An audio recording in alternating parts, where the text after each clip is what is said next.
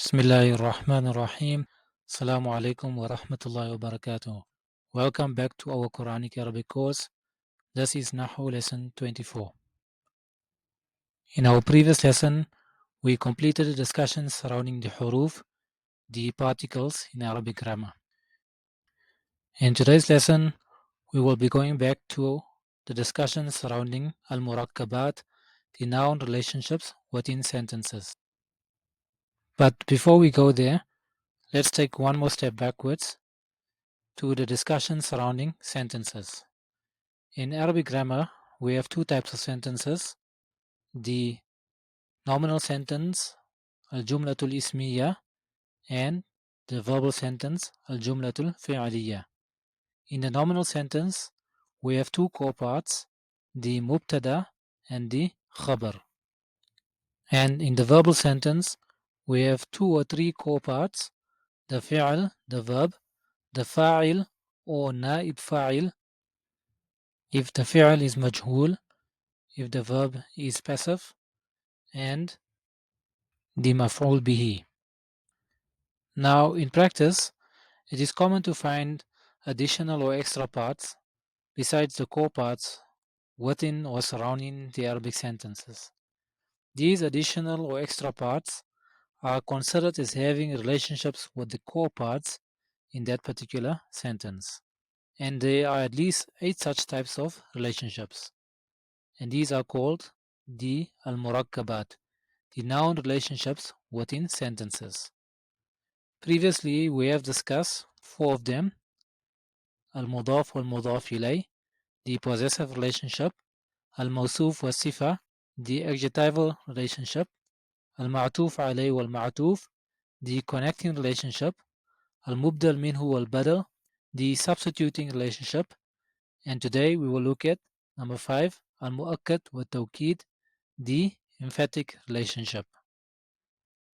The al-mu'akad wal-tawkid, al-mu'akad means the emphasized, wat-tawkid means the emphasis. To better understand this, let's have a look at some examples. Number 1, أعوذ بالله من الشيطان الرجيم أسكن أنت وزوجك الجنة. So here we see that uskun is a fi'al amr, command verb, and that begins the verbal sentence, al-jumlatul fi'aliyya. Inside of uskun we have a damir mustatir, a hidden pronoun referring to anta, you, and the word after that anta is a damir munfasil, a detached pronoun. Wa is harful atf, zawj is a noun, ka is a damir muttasil, attached pronoun, al-jannata is a noun. Let's go back. The damir mustatir anta, its role is fa'il, that becomes the second part of the verbal sentence. Then anta, damir munfasil, this one is a bit strange, so let's leave it and we'll come back.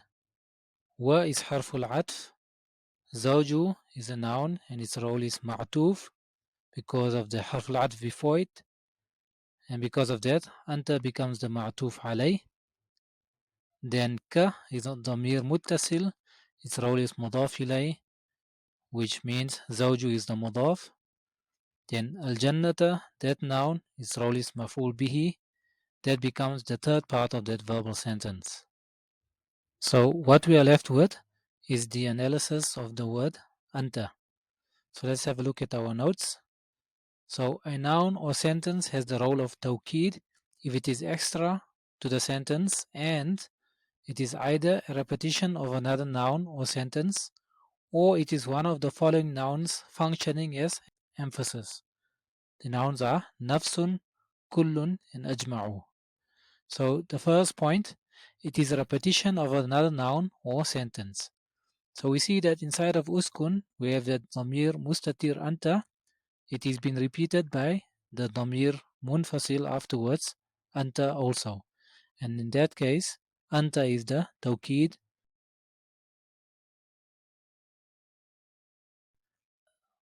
thus making the damir mustatir anta the mu'akkad. Also, looking at the last point in the notes, the tawkid follows the mu'akkad in encasing. So the damir mustatir أنت is the فاعل, and so it is in the state of رفع. Then the ضمير منفصل is in the state of رفع also, and thus they both are sharing the same encasing. And the meaning there is, you and your wife should stay in Jannah, in paradise. Now let's have a look at the next example. فسجد الملائكة كلهم. So فا is حرف الاستئناف. سجد is فعل ماضي past tense verb that begins الجملة الفعلية, a verbal sentence. الملائكة is a noun. كل is a noun, and whom is a ضمير متصل, attached pronoun. Then الملائكة, that noun, is the فاعل for the verbal sentence, and كل, that one we are unsure of at this stage, so let's continue. whom is a ضمير متصل, attached pronoun, and its role is مضاف إليه, making كل the مضاف. So coming back to our notes, we see that a noun or sentence has the role of توكيد if it's extra to the sentence, and it is either a repetition of another noun or sentence, or it is one of the following nouns functioning as emphasis, and one of those nouns is كل. So كل ya takes the role of توكيد, and that makes الملائكة the مؤكد. And lastly, the توكيد follows the مؤكد in encasing. Thus الملائكة is in the state of رفع, and that's why كل will also be in the state of رفع. And the meaning there is, the malaika, the angels, prostrated, كلهم, all of them. So continuing on, let's have a look at some more examples. فعلت ذلك نفسي. فعلت, that's a فعل ماضي, past tense verb, beginning a new جملة فعلية, verbal sentence. The two is ضمير متصل, its role is فاعل, مرفوع in the state of رفع. It's the second part of that verbal sentence. ذلك is اسم الإشارة, its role is مفعول به, منصوب in the state of nasb. That's the third part of the verbal sentence. نفس, that is a noun, its role is توكيد, and that makes ذلك the مؤكد. The يا ضمير متصل, its role is مضاف إليه, مجرور in the state of jar, and that makes نفس the مضاف. And the meaning for that sentence, فعلت ذلك نفسي, I did that by myself. Now let's go on to the next example. جاء الطالبون إلى الفصل كلهم. So جاء is فعل ماضي that begins a new verbal sentence, جملة فعلية.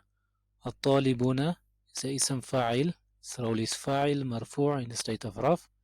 That's the second part of the verbal sentence. إلى is حرف الجر. الفصل is اسم, and its role is اسم مجرور in the state of jar. The حرف الجر and اسم المجرور together becomes شبه الجملة and متعلق, connected to that فعل ماضي جاء. كل is a noun, and its role is توكيد that makes الفصل the مؤكد. whom is a ضمير متصل, attached pronoun, its role is مضاف إليه in the state of jar, and thus كل is the مضاف.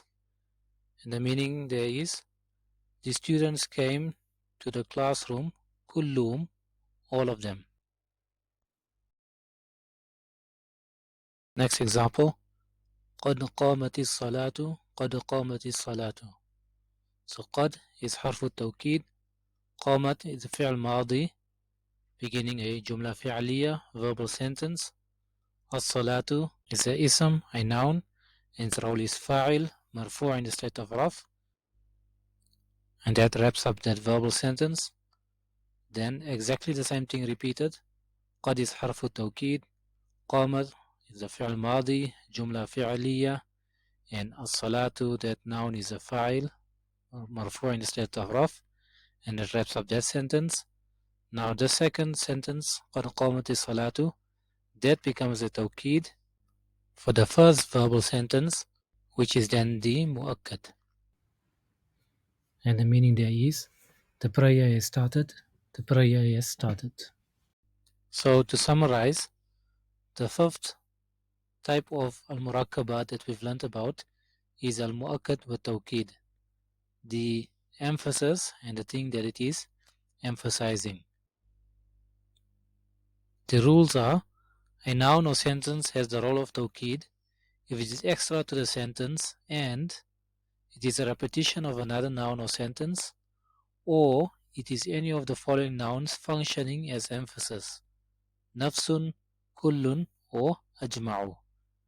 The noun or sentence that the tawkid is emphasizing is called the mu'akkad, and the tawkid follows the mu'akkad in its encasing. So for homework, please revise today's lesson and complete the exercises on the Google Classroom stream, or do the exercises on page 47 of the workbook. Jazakallah khairan. Assalamu alaikum wa rahmatullahi wa barakatuh.